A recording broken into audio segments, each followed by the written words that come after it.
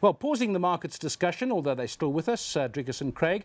Joining us now live from the Old Mutual camera to discuss Rand hedge stocks is Arthur Karras, who's Senior Portfolio Manager at Old Mutual Investment Group, MacroSolutions. Good morning to you, Arthur. And let's start. We talk about the Rand hedge stocks, those big companies that are diversified, that have foreign exposure and can do quite big things for investors with that weakening Rand or the strengthening Rand. So how are you thinking about these big companies at the moment?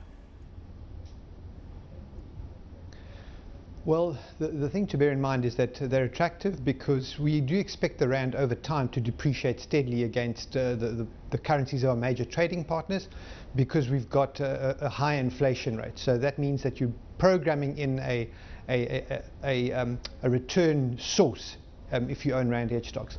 So we do like the Rand hedge stocks. The concern is that some of them have done very well over the last few years. The Rand has been quite weak since about 2011, and as a result, all of the big ones that come to mind have done pretty well, with the exception of the mining stocks.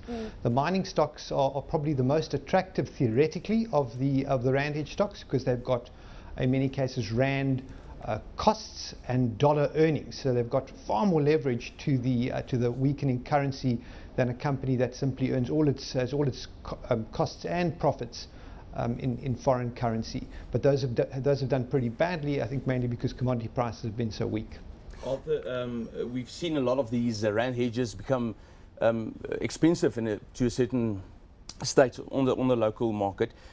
In your opinion, you as an investor yourself, is it not better to utilize your investment allowance and buy some of the peer group, say not British American Tobacco but Philip Morris, or not SAB, maybe Heineken or Anheuser-Busch? Is there not better opportunities outside, of the JSE?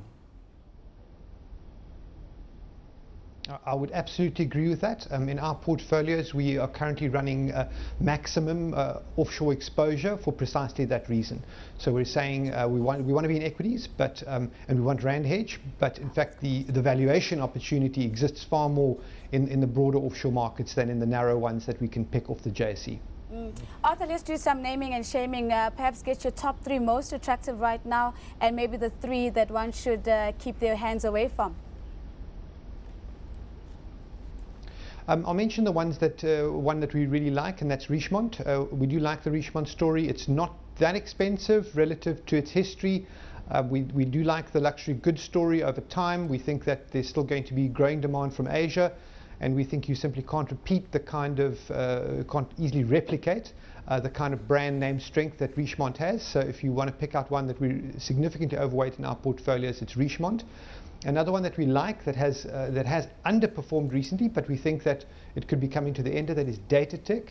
Datatec's one of the smaller ones. It's a distributor of IT equipment on a global basis.